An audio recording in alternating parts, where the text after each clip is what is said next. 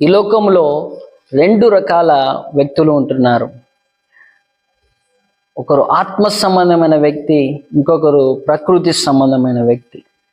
నిజంగా ఈ ఆత్మ సంబంధమైన వ్యక్తికి, ప్రకృతి సంబంధమైన వ్యక్తికి చాలా వ్యత్యాసం ఉంటుంది. ప్రియమైన దేవుని బిడ్డలారా, ఈ ఆత్మ సంబంధమైన వ్యక్తి దేవుని మీద ఎక్కువ కాన్సన్ట్రేషన్ పెడతాడు.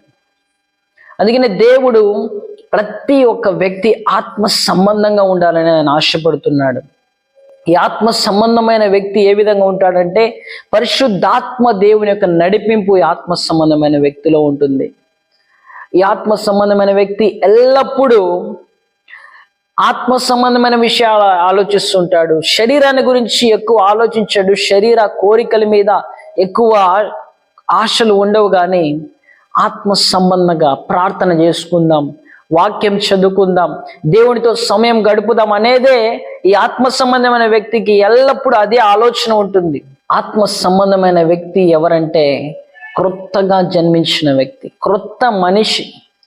తన పాపాలని విడిచిపెట్టి, తన పాపాలన్నీ యేసయ్య దగ్గర ఒప్పుకొని, ఆయన రక్తములో తన పాపాలన్నీ కడుగుకొని పరిశుద్ధమైన వ్యక్తిగా మార్చబడిన వ్యక్తి ఆత్మ సంబంధమైన వ్యక్తి. ప్రియమైన దేవుని బిడ్డలారా, ఈరోజు దేవుడు ఆత్మ సంబంధంగా అందరూ ఉండాలని ఆశపడుతున్నాడు.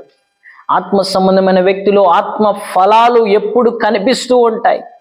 గలతీయులకు రాసిన పత్రిక 5:22 ఉన్న ఆ 9 ఆత్మ ఫలాలు ఈ ఆత్మ సంబంధమైన వ్యక్తిలో కనిపిస్తాయి. ప్రియమైన ఆత్మ సంబంధమైన వ్యక్తి వివేచన కలిగి జీవిస్తాడు, శరీరాన్ని నియంత్రించుకుంటాడు, తన శరీరాన్ని కంట్రోల్లో పెట్టుకుంటాడు, పరిశుద్ధాత్మ చేత నడిపించబడుతూ ఉంటాడు. కాబట్టి ఈ ఆత్మ సంబంధమైన వ్యక్తి పాపాన్ని జయించుకుంటూ పరిశుద్ధమైన జీవితాన్ని జీవిస్తూ ఉంటాడు.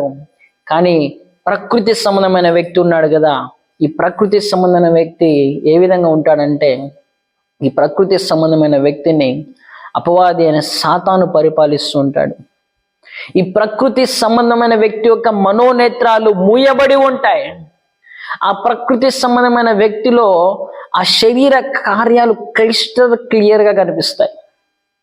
శరీరానికి సంబంధించిన కోరికలు, ఆ జారత్వము, పాపపు ఆలోచనలు, శరీరానికి సంబంధించిన దుష్టత్వం అంతా ఆ యొక్క ప్రకృతి సంబంధమైన వ్యక్తులకు కనిపిస్తాయి. ఎప్పుడు శరీరాన్ని గురించి ఆలోచించుకుంటూ ఉంటాడు.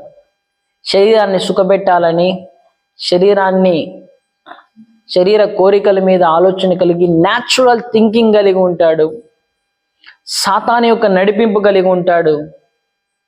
ఎప్పుడు పాపం చేద్దామా, ఎప్పుడు లోకంలో తిరుగుదామా, ఎప్పుడు సాతాన్ని సంతోషపెడదామా అని ఆలోచిస్తూ ఉంటాడు. ఈ శరీర సంబంధమైన వ్యక్తి ఏ విధంగా ఉంటాడంటే, ఇతనికి క్రొత్త జన్మ అనుభవం ఉండదు. తన పాపాలను ఒప్పుకోడు, కఠినమైన మనస్తత్వం కలిగి ఉంటాడు. దేవుడు ఎంత గద్దిస్తున్నా కూడా, దేవుడు ఎంత మాట్లాడుతున్నా కూడా ఈ శరీర సంబంధమైన వ్యక్తికి ఏ మాత్రము కూడా కదలిక ఉండదు. ప్రియమైన దేవుని బిడ్డలారా, ఈ ప్రకృతి సంబంధమైన వ్యక్తి ఆత్మ సంబంధమైన విషయాలను అంగీకరించడు, స్వస్థతలు అంగీకరించడు, దేవుడు చేసే అద్భుతాలు అంగీకరించడు, దేవుని కార్యాలను అంగీకరించడు, పరిశుద్ధాత్మ కార్యాలను అంగీకరించడు, ఆత్మ వరాలను, ఆత్మ ప్రత్యక్షతలను అంగీకరించడు. శరీరాన్ని బట్టి ఆలోచిస్తుంటాడు, న్యాచురల్ థింకింగ్ కలిగి ఉంటాడు. కానీ ఆత్మ సంబంధమైన వ్యక్తి సూపర్ న్యాచురల్ థింకింగ్ అతనిది. అన్ని దేవుని యొక్క కార్యాలన్నీ నమ్ముతాడు, అన్య భాషలు నమ్ముతాడు, స్వస్థతలు నమ్ముతాడు, దేవుడు ప్రతిదీ చేస్తాడు, చేయగలడు అనే విశ్వాసము కలిగిన జీవితాన్ని జీవిస్తాడు ఆత్మ సంబంధమైన వ్యక్తి. కానీ శరీర సంబంధమైన వ్యక్తి ఆత్మ సంబంధమైన విషయాలను అంగీకరించడు. ఈరోజు ప్రియమైన దేవుని బిడ్డ, ఈరోజు నువ్వు శరీర సంబంధమైన వ్యక్తిగా ఉన్నావా, ఆత్మ సంబంధమైన వ్యక్తిగా ఉన్నావా? ఒకసారి నువ్వు పరిశీలించుకో. ఎందుకంటే శరీర సంబంధమైన వ్యక్తులకి, ప్రకృతి సంబంధమైన వ్యక్తులకి పరలోకములో చోటు లేదు.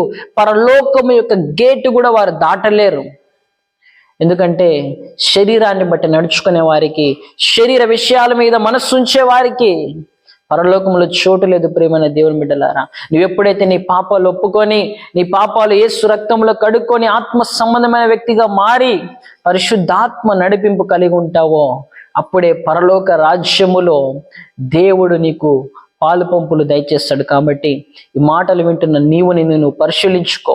ఈ రోజైనా నీ పాపాలు ఒప్పుకొని, ఈ రోజైనా ఆత్మ సంబంధమైన వ్యక్తిగా మారిపోయి దేవునికి ఇష్టపూర్వకమైన జీవితాన్ని జీవించు.